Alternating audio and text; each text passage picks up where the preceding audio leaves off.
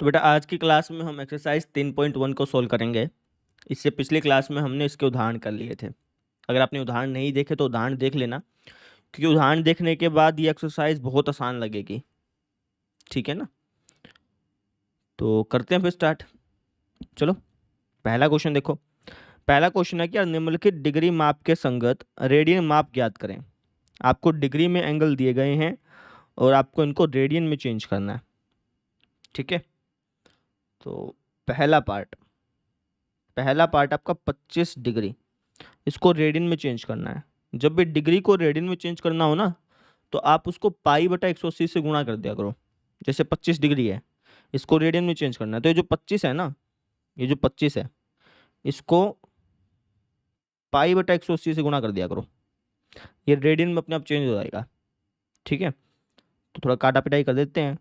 25 5 3 15, 5 का 30, तो ये हो गया आपका 5 पाई बटा 36। बस, क्योंकि जो रेडियन होता है उसको अपन पाई के टर्म में लिख सकते हैं।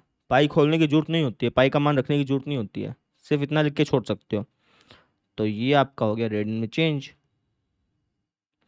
समझे? यानी 25 डिग्री को मैं 5 पाई बटा 36 रेडियन लिख सकता हूँ। 25 डिग्री को 5 पाई बटा 36 रेडियन लिख सकते हैं। ठीक है, अब आ जाओ जी सेकंड पार्ट पे। सेकंड पार्ट आपका -47 डिग्री 30 मिनट।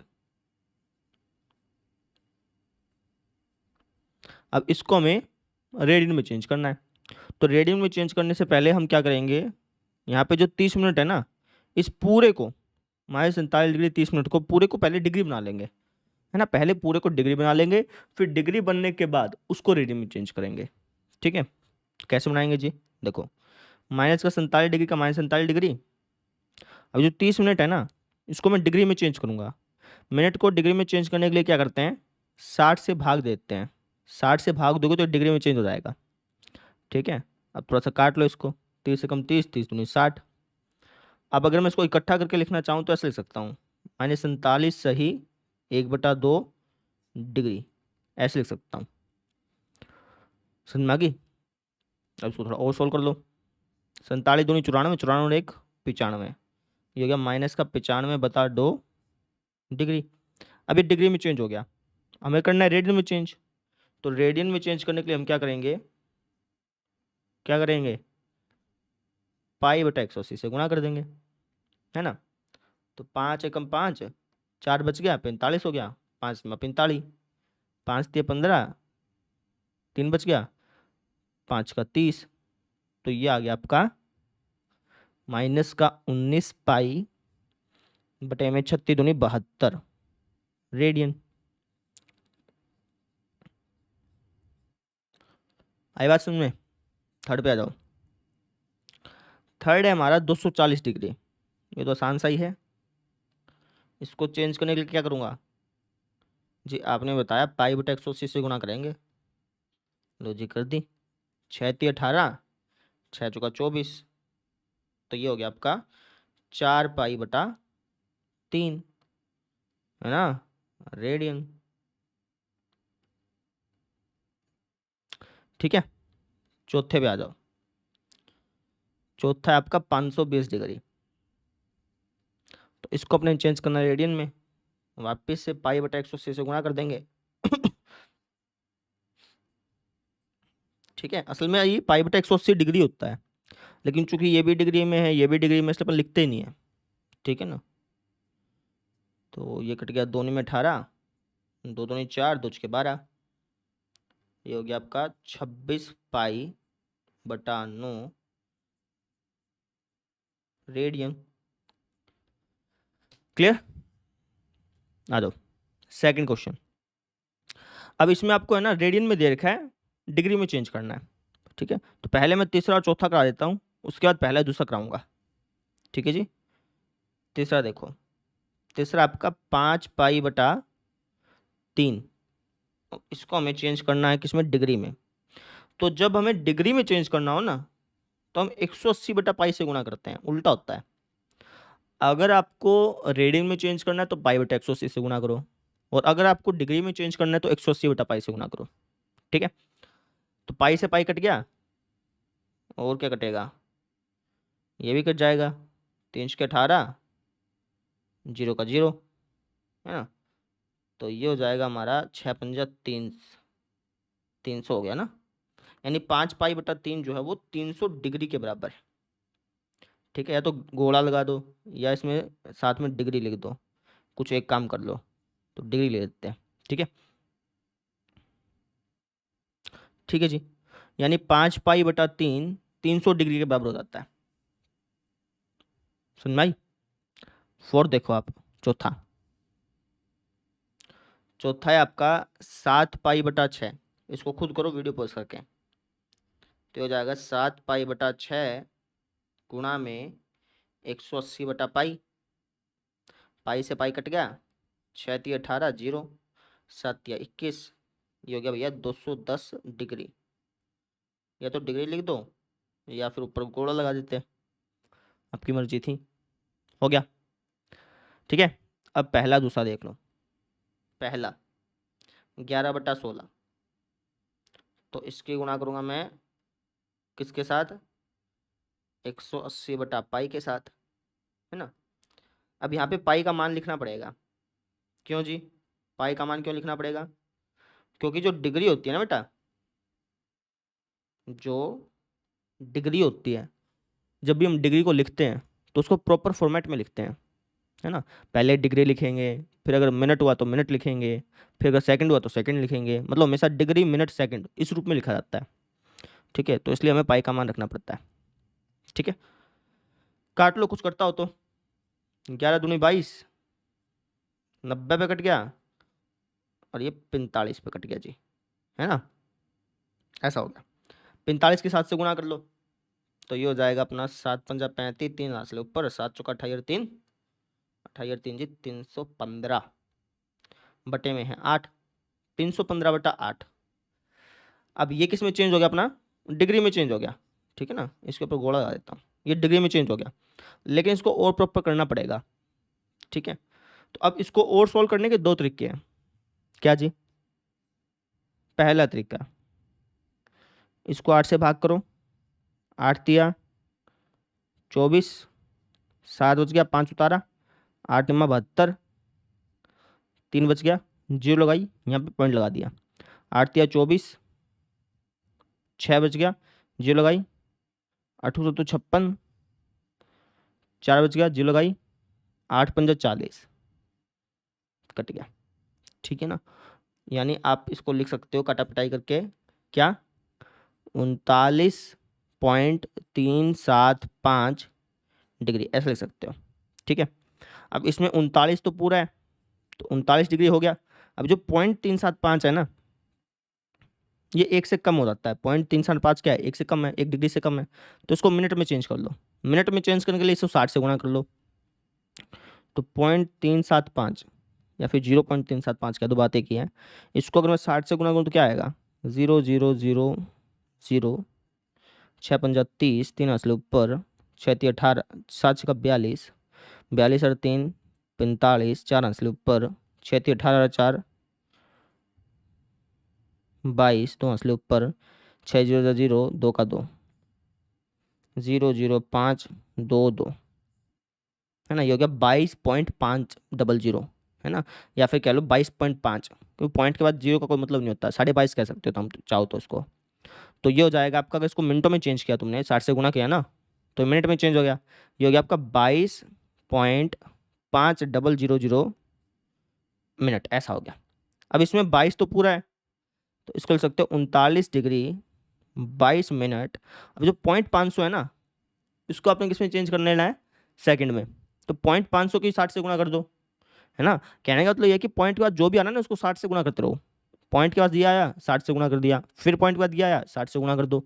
तो 0.500 को 60 से गुणा करो तो 30 आएगा।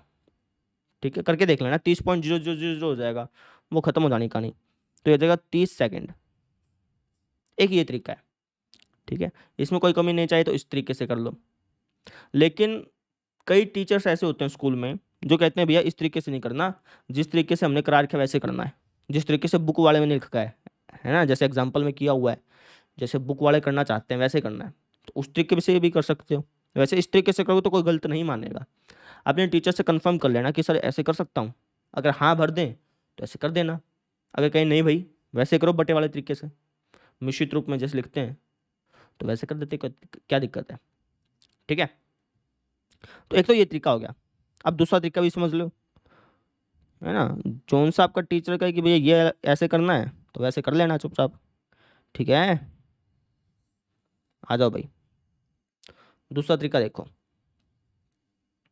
तो यहाँ पे इसको भाग करो तो जाएगा 8 या 24, बच गया कितना 7, 5, 8 निमा 72, बच गया कितना 3।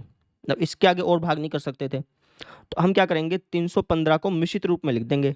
315/8 जो है ना, इसको मिश्रित रूप में लिख देंगे। मिश्रित कैसे? उल्टे वी के रूप में। जैसे 39 तो आगे लिख दो, सबसे पहले तो 39 लिख दो, फिर ये दो जो बच गए ना इनको बटे में लिख दो, ऐसे। यानी 315/8 डिग्री को मैं 39 सही 3/8 डिग्री लिख सकता हूँ। बात समझ में आ गई? अब इसमें 39 तो पूरा है, तो 39 डिग्री 39 डिग्री। अब जो 3/8 है ना, ये एक से छोटा हो जाता है।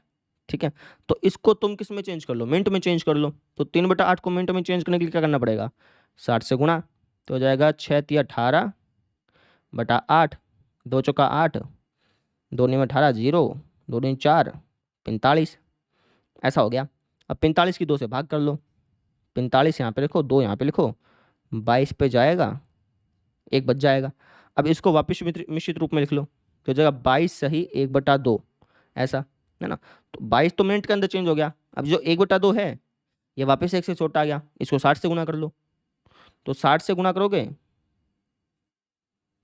तो ये 30 के अंदर बदल जाएगा, है ना। ऐसा ऐसे कर लो, चाहे चाहे पॉइंटों वाला चक्कर लगा लो, चाहे ऐसे कर लो, आपकी मर्जी है, आंसर सेम आएगा दोनों में। ठीक है, हाँ एक ऐसा हो सकता है कि आंसर में थोड़ा बहुत फर्क आ जाए। वो फर्क कब आएगा, जैसे तुमने भाग किया और भाग करने के बाद पॉइंटों तक चलता गया चलता गया चलता गया, फिर आंसर में फर्क आ सकता है थोड़ा मोटा। ठीक है, लेकिन फिर भी आंसर सही माना जाएगा, अप्रोक्स माना जाएगा, कोई दिक्कत नहीं आएगी, ठीक माना जाएगा, है ना। नहीं तो ऐसे कर लोगे तब भी कोई दिक्कत नहीं। समझ में आ गई? सेकेंड पार्ट देखो, सेकेंड पार्ट है आपका -4। इसको आपको डिग्री में चेंज करना है। तो डिग्री में चेंज करने का सिंपल सा रूल है, क्या है जी, 180/π से गुणा कर दो। ठीक है, तो पाई का मान रख देते हैं, ये हो जाएगा अपना 22, गुणा में 7 चल जाएगा, 2 दूनी 4, 2 11 जा 22, और कुछ तो कट नहीं रहा। 18 दूनी 36, 36 के 7 से गुणा कर लो, 36 की 7 से गुणा कर लो, 7 का 42, 4 से ऊपर, 7 या 21 4 25, तो ये हो गया आपका -2520/11। 2520 को 11 से भाग कर लो, 2520 को 11 से क्या कर लो भैया, भाग कर लो। 11 दूनी 22, 3 बच गया, 2 उतारा, 11 कम 11, नहीं 11 कम 11 कैसे, 11 दूनी 22, 10 बच गया, 0 उतारा, 11 निम्न 99, और 1 बच गया। ठीक है ना, तो इसको मैं लिख सकता हूँ, माइनस बाहर निकाल लो, इसको अपन लिख सकते हैं 229 सही 1/11 डिग्री। ये डिग्री के अंदर चेंज हो गया। अब इसको और सोल्व करना है, तो इसके अंदर 229 तो है ही, तो 229 को तो चलो बाहर निकाल लो। ये जो 1/11 है इसको मिनटों में चेंज कर लो। मिनटों में चेंज करने के लिए 1/11 को 60 से गुणा करो, तो ये आएगा 60/11, है ना। 60 की 11 से भाग करो, तो 11 पंजा 55, 5 बच गया।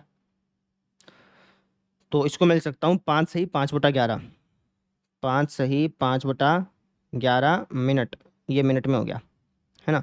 अब इसके अंदर 5 तो पूरा है ही, 5 तो एक पूर्णांक है ना, तो 5 को अलग कर लो। ये जो 5/11 बच गया इसको सेकंडों में चेंज कर लो। 5/11 को सेकंड में चेंज करोगे तो 60 से गुणा करनी पड़ेगी, यानी 300/11, और इसको भाग कर लेते हैं, 300 यहाँ पे 11 यहाँ पे, 11 दूनी 22, 8 बच गया 0, 11 7 77, फिर 3 बच गया, ऐसे चलता रहेगा। लेकिन अपने को तो सेकंड तक ही करना होता है ना। इससे छोटे यूनिट भी होती होंगे, लेकिन अपने को उससे मतलब नहीं है, हमारा काम है डिग्री मिनट और सेकंड। सेकंड कितना आ गया 27, बस 27 सेकंड, है ना। ये जो आंसर है ये आपका अप्रोक्स है, निकटतम उत्तर है, क्योंकि आगे भी चलता जा रहा था ना, कटा नहीं था पूरा। तो यहाँ पे अप्रोक्स लिख देना, हो गया सिंपल। ठीक है, अब कहोगे सर अगर मैं उस पॉइंटर वाले तरीके से करता तो क्या यही आंसर आता? ये नहीं आता बेटा, थोड़ा मतलब ऊपर नीचे रहता है, जो सेकंड है ना इसमें फर्क होता है। क्यों जी? क्योंकि देखो ये भी आंसर आपका अप्रोक्स है और वो भी आंसर आपका अप्रोक्स आता है, ये करेक्ट थोड़ी है आपका आंसर। कभी आप सोचेंगे भैया ये तो करेक्ट आंसर आ गया, नहीं, करेक्ट नहीं है भाई ये। ठीक है ना, ये अप्रोक्स आंसर है, क्योंकि आगे चलता जा रहा है ना, कट जाता रुक जाता फिर तो भैया जो आंसर यहाँ पे आता पॉइंटों में करते वो भी आंसर वहाँ पे आता। ठीक है, लेकिन चूंकि ये चलता जा रहा है तो ये जो आंसर है ये अप्रोक्स है। ठीक है, पॉइंटों से निकालते तब भी आपका आंसर सही माना जाता, कोई गलत नहीं माना जाता। ठीक है, चलो अब आगे थर्ड क्वेश्चन देखो। कह रखा है कि एक पहिया 1 मिनट में 360 डिग्री, नहीं है भैया यहाँ पे मिस्टेक करके इन्होंने, एक पहिया 1 मिनट में 360 चक्कर काटता है। परिक्रमण का मतलब चारों तरफ चक्कर लगाना। ठीक है, तो 1 सेकंड में कितने रेडियन माप का कोण बनाएगा? समझे कैसे करेंगे? देखो 1 मिनट में कितने चक्कर काटते? 360, 1 मिनट मैंने 60 सेकंड, यानी 60 सेकंड में पहिए द्वारा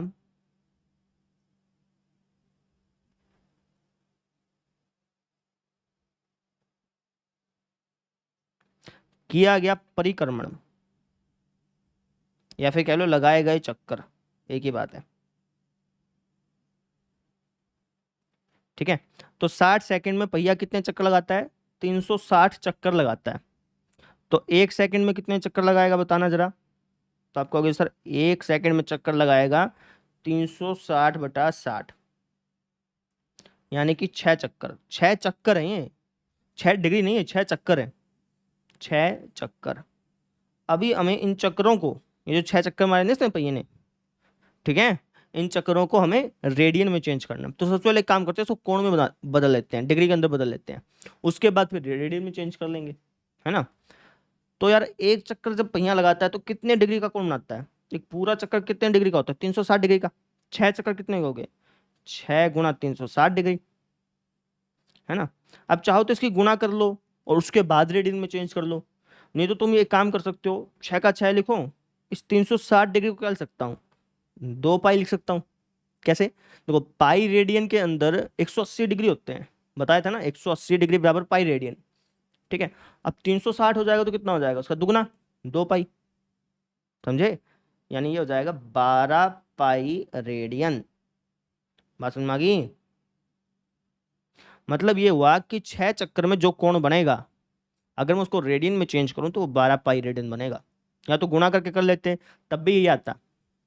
ठीक है ना, ये इसका मतलब हो गया। क्लियर हो गया? अब आ जाओ जी चौथे क्वेश्चन पे।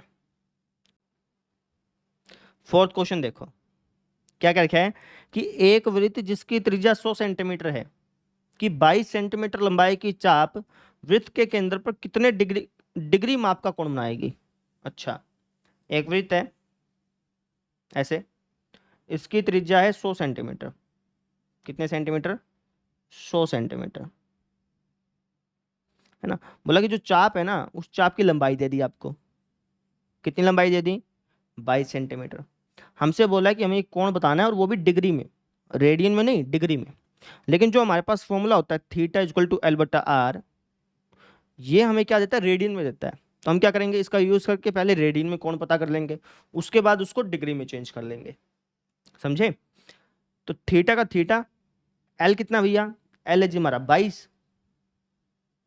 22/R, आर कितना है? 100। अब ये 22/100 जो आया है ये रेडियन आया है, इसको हम किस में चेंज करेंगे? डिग्री में। तो रेडियन को डिग्री में चेंज करने के लिए किससे गुणा करते हैं जी? रेडियन को डिग्री में चेंज करने के लिए हम गुणा करते हैं 180/पाई से। पाई का मान है 22/7, तो मैंने डायरेक्टली लिख दिया। समझे? 22 से 22 कट गया, 0 से 0 कट गया, 2×5 = 10, 2×9 = 18, है ना। ठीक है, कोई गलत तो नहीं किया ना जी? बिल्कुल ठीक है।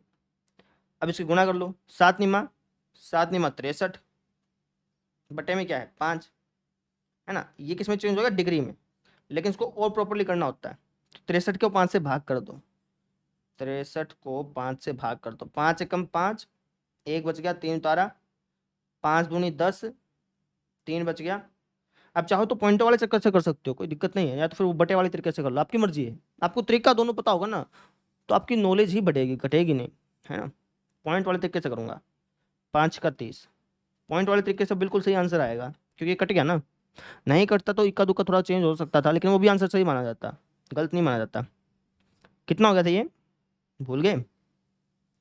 ये हो गया था जी हमारा 12.6 डिग्री, ऐसा हो गया था ना।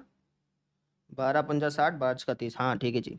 अब इसमें 12 तो पूरा है, यानी 12 डिग्री का 12 डिग्री, पॉइंट के बाद जो भी अंक आए, जैसे 0.6 आ गया ना, ये इसकी 6 से गुना कर लिया करो, कुछ को 36, मतलब 60 से गुना कर लिया करो, तो ये हो जाएगा आपका 36 मिनट। यानी ये जो कोण बना है, ये बना है 12 डिग्री 36 मिनट का, 12 डिग्री 36 मिनट का कोण, समझ में आई ये चीज़। 12 डिग्री से बहुत ही छोटा सा, थोड़ा सा ऊपर, 36 मिनट बहुत बारीक हो जाता है, ठीक है। तो ये चीज़ हो गया, क्लियर है। आ जाओ अगले क्वेश्चन पे। क्वेश्चन नंबर 5वां बोला कि यार एक वृत्त जिसका व्यास 40 सेंटीमीटर है कि एक जीवा 20 सेंटीमीटर लंबाई की है, अच्छा, इसके संगत छोटे चाप की लंबाई ज्ञात करो। समझो, एक वृत्त है, ठीक है, और इस वृत्त का व्यास 40 सेंटीमीटर, व्यास 40 है तो त्रिज्या कितनी हो जाएगी, 20, ठीक है। और जो चाप की लंबाई है वो हमें पता करनी है, वो दे नहीं लिखी, चाप की लंबाई पता करनी है। जो जीवा है, जीवा बोलते हैं इसको, ठीक है ना, एक ऐसी रेखा जो सर्कल को 2 पॉइंट पे काटे, तो ये जीवा होती है। ये जीवा कितनी देर की है, 20 सेंटीमीटर की। हमें चाप की लंबाई बतानी है, समझ में आ गई। एक वृत्त है जिसकी त्रिज्या 20 सेंटीमीटर है, जीवा भी 20 सेंटीमीटर है, आपको चाप की लंबाई बतानी है। अब ये चाप की लंबाई कैसे बताओगे, सोचो अपने आप, वीडियो पॉज करो और सोचो कि इस चाप की लंबाई कैसे बताई जा सकती है, फिर देखना, फिर मैं बताऊंगा ना, फिर आपको जल्दी समझ में आएगा। देखो, चाप की लंबाई बताने के 2 तरीके हो सकते हैं, एक तो क्लास 11th वाला तरीका और क्लास 10th वाला तरीका। क्लास 10th के तरीके से भी बता सकते हो। क्लास 10th में फॉर्मूला नहीं था चाप की लंबाई वाला, θ/360 गुना 2πr, उस तरीके से भी बताई जा सकती है, करके देख लेना चाहे, ठीक है। लेकिन फिलहाल मैं क्लास 11th के तरीके का यूज़ करूंगा, ठीक है। तो कैसे करेंगे, देखो यहाँ पर आपको ये ट्रायंगल दिख रहा है, इसको मैं नाम देता हूँ OAB। ये जो ट्रायंगल है, इस ट्रायंगल की तीनों भुजाएं समान है, तो इसलिए ये बन गया एक समबाहु त्रिभुज। समबाहु त्रिभुज में जो कोण होता है वो होता है 60 डिग्री का, मतलब ये जो कोण होगा ये कितने का होगा, 60 डिग्री का। इसको अगर मैं रेडियन में चेंज करूं तो ये हो जाएगा π/3 का। 60 डिग्री को रेडियन में चेंज करोगे तो वो π/3 हो गया, क्योंकि पाई क्या होता है, 180 डिग्री है ना, तो 180 डिग्री को 3 से भागोगे तो 60 डिग्री आ ही जाना है। तो 60 डिग्री को रेडियन में चेंज किया तो कितना हो गया, π/3, ठीक है। तो अब हमारे पास थीटा हो गया, आर हमारे पास है ही, तो एल निकाल लेंगे, क्या दिक्कत है ना। लेकिन इसको लिखो कैसे, आप कहोगे चूंकि त्रिभुज OAB एक समबाहु त्रिभुज है। कैसा त्रिभुज है, समबाहु त्रिभुज है, अतः एंगल O ये बराबर हो गया 60 डिग्री के। इस 60 डिग्री को जब मैंने रेडियन में चेंज किया तो कितना आ गया, 60 गुणा में π/180, यानी 6×3 = 18, π/3, है ना। तो हमारे पास फॉर्मूला क्या था, θ = L/r, यहाँ पे रख देते हैं। थीटा का मान कितना है, कोण कितना है, π/3, और एल तो निकालना है जी, आर 20 है, 20 यहाँ पे चला गया, तो हो गया 20 π/3 = L। एल मैंने ये चाप की लंबाई, चाप की लंबाई किस में होगी, सेंटीमीटर में, तो इसके आगे सेंटीमीटर लगा देना। इसको और सोल्व करना चाहो, 22/7 लिखना चाहो, पाई किस गए हैं, और सोल्व करना चाहो अच्छी तरह से वो भी कर सकते हो, नहीं तो इतना भी छोड़ सकते हो, कोई दिक्कत नहीं है, ठीक है। ये आपका आंसर हो गया, क्लियर हो गया। चलो अब अगले क्वेश्चन पे,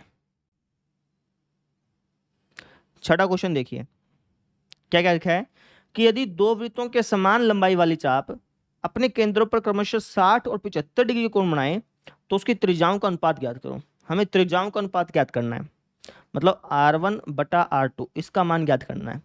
तो इस टाइप का तो हमने एग्जाम्पल किया था, बिल्कुल सेम वैसा का वैसा है, ठीक है। तो दो वृत्त हैं, मान लो एक ये वृत्त है और एक ये वृत्त है, ठीक है। जो इसमें चाप बन रहा है, जैसे ये चाप बन रहा है, तो जो इसकी चाप की लंबाई है वही सेम चाप की लंबाई इसकी भी है, वही सेम चाप की लंबाई इसकी भी है।